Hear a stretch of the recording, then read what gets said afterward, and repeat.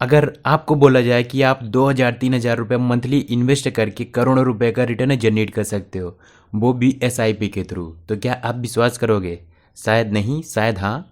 लेकिन ये सब कुछ पॉसिबल है कंपाउंडिंग इफेक्ट की वजह से। जी हाँ, अगर आप कंपाउंडिंग की पावर को समझते हो, कंपाउंडिंग के थ्रू अपने पैसों को इन्वेस्ट करते हो और अच्छे से एसआईपी को समझते हो, तब अपने पैसों को इन्वेस्ट करते हो तो ज़रूर आप इतना रिटर्न जनरेट कर सकते हो, इतना अमाउंट आप बना सकते हो। एसआईपी की शुरुआत करने का सही तरीका क्या है?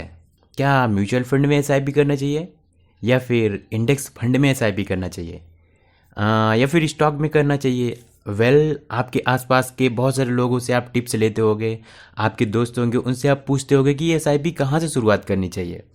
तो सब कुछ आज के इस वीडियो में आप जानने वाले हो। कहाँ पर एसआईपी करनी चाहिए, कैसे आपको एसआईपी के थ्रू ज़्यादा रिटर्न मिल सकता है। वैसे नॉर्मली देखा जाए तो म्यूचुअल फंड पर इन्वेस्टमेंट करने पर एक ही तरह के रिटर्न मिलते हैं, जब म्यूचुअल फंड एनएवी बढ़ती है तब। लेकिन अब आपको दो तरीके से फ़ायदा हो सकता है, चलो आगे की वीडियो में समझेंगे। अब हम जानते हैं नॉर्मल इन्वेस्टमेंट यानी कि लमसम इन्वेस्टमेंट से ज़्यादा रिटर्न कैसे आपको मिल सकता है। इसको अब हम एक एग्जाम्पल की सहायता से समझते हैं। दोस्तों, आप जानते होंगे कि जो गेहूं के व्यापारी होते हैं वो सस्ते दामों में गेहूं को खरीद लेते हैं और फिर उसको स्टोर करके एक जगह पर रख देते हैं। अब वह इंतज़ार करते हैं कि गेहूं की कीमत कब बढ़े, गेहूं की कीमत कब बढ़े। जब गेहूं की कीमत बढ़ जाती है तब वह गेहूं को बेच देते हैं और उनको प्रॉफिट मार्जिन मिल जाता है। तो ये होता है गेहूं का बिजनेस। अब हम दो प्रकार के केस लेते हैं, व्यापारी ए, व्यापारी बी। व्यापारी ए गांव में जाता है और वह गांव में अनाउंस कर देता है कि आज हम गेहूं को लेने वाले हैं, जितने भी लोग के पास गेहूं हो सब ला करके इकट्ठा कर दो यहाँ पर, और हम गेहूं को लेने वाले हैं। तो सारे गांव के लोग आते हैं, एक जगह पर गेहूं को पहुंचा देते हैं। व्यापारी जो होता है वो गेहूं को 10 रुपया पर केजी के हिसाब से लिया और 6 महीने तक व्यापारी गेहूं को स्टोर कर लिया, फिर 12 रुपये के हिसाब से गेहूं को बेच दिया। तो 2 रुपये का प्रॉफिट हुआ व्यापारी को। केस ए आपको समझ में आ गया कि 10 रुपये के हिसाब से गेहूं लिया और 12 रुपये के हिसाब से बेच दिया, व्यापारी को 2 रुपया पर केजी के हिसाब से प्रॉफिट हुआ। केस नंबर बी, दूसरा व्यापारी क्या करता है, वह किसान के यहाँ घर घर पर जाता है। जितने भी किसान होते हैं आसपास के, जितने भी गांव के लोग होते हैं, बड़े बड़े किसान होते हैं, सबके घर में जाता है। 2-4 किसान के घर पे रोज़ जाता है और सब के यहाँ से गेहूँ लेता है अलग अलग दाम पर, कभी 8 रुपये केजी, 9 रुपये केजी, 10 रुपये केजी। व्यापारी बी जो होता है 9.15 की एवरेज में उसको गेहूँ मिला है। अब यहाँ पर व्यापारी बी जो होता है उसको 85 पैसे की प्रॉफिट हुआ है। व्यापारी बी को ज़्यादा प्रॉफिट हुआ क्योंकि उसका ऑन एन एवरेज 9.15 के हिसाब से पड़ा है। तो ये होता है व्यापार करने का तरीका। व्यापारी सेम था लेकिन तरीके अलग अलग थे, जिसकी वजह से अलग अलग अमाउंट जनरेट हुए। व्यापार करने की इन तरीक़ों को लमसम और एसआईपी कहा जाता है। लमसम क्या हुआ, व्यापारी ए ने इकट्ठा गेहूँ लिया, उसको लमसम बोला जाता है।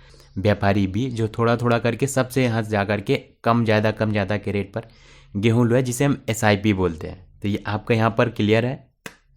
लमसम का मतलब हुआ कि एक साथ बड़े अमाउंट को इन्वेस्ट करना, चाहे आप स्टॉक में इन्वेस्ट कर रहे हो, बॉन्ड में इन्वेस्ट कर रहे हो, म्यूचुअल फंड में इन्वेस्ट कर रहे हो, तो ये आपका लमसम कहलाता है। और एसआईपी जो होता है एक साथ बड़े अमाउंट को ना इन्वेस्ट करना।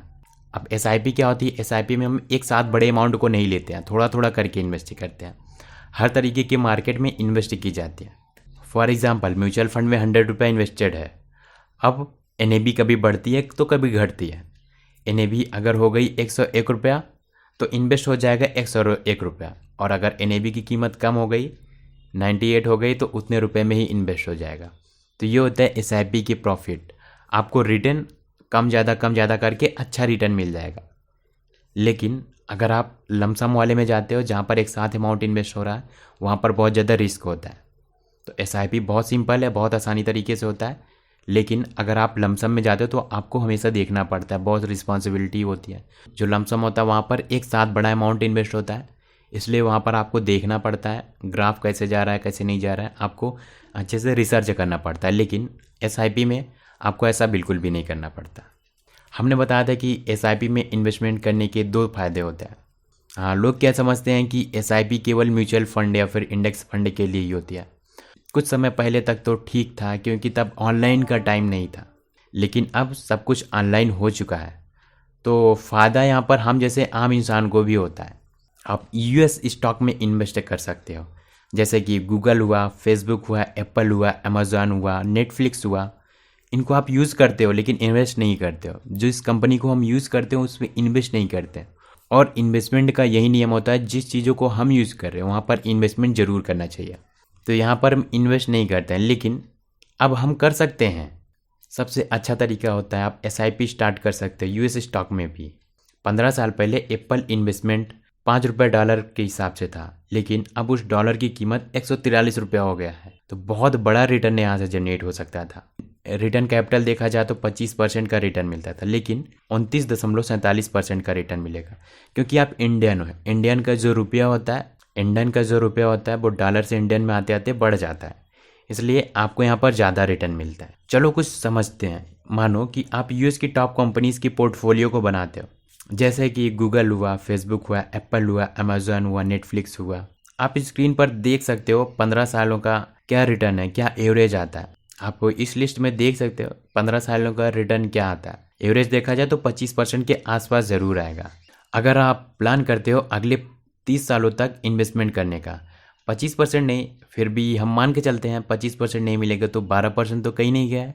12% में 3% को और जोड़ लो, क्योंकि 3% तो एक्स्ट्रा डॉलर के बढ़ते हैं ना, तो आपका ये हो जाएगा 15%। 2 साल तक अगर आप 2,000 रुपये की SIP करते हो, तो शुरू में हमने जो आपको अमाउंट बताया था कि 30 साल तक इतना रुपया इन्वेस्ट करने पर इतना अमाउंट जनरेट हो सकता है, 1 करोड़ का अमाउंट आप अचीव कर सकते हो अगर आपने इस तरीके से SIP की यूएस स्टॉक में। तो देर किस बात की। अगर आप अभी भी प्लान कर रहे हो कि यूएस स्टॉक में इन्वेस्ट करना चाहिए नहीं करना चाहिए, SIP करना चाहिए नहीं करना चाहिए यूएस स्टॉक की, तो डेफिनेटली आप करो, आपको अच्छा खासा रिटर्न मिल सकता है। तो देर किस बात की। अभी वीडियो के नीचे डिस्क्रिप्शन में आपको IND मनी का लिंक मिल जाएगा, आप वहाँ से जा करके IND मनी को डाउनलोड कर सकते हो एंड अपना इन्वेस्टमेंट की जर्नी स्टार्ट कर सकते हो। तो दोस्तों, मैं उम्मीद करता हूँ कि आपको ये सेशन बहुत ही वैल्यूएबल लगा होगा, और अगर आपकी कोई भी क्वेरी हो तो कमेंट बॉक्स में कमेंट कर सकते हो। और ऐसे ही वीडियो देखने के लिए चैनल को सब्सक्राइब करना मत भूलना। मिलते हैं किसी अगली वीडियो में, तब तक के लिए अपना ख्याल रखना।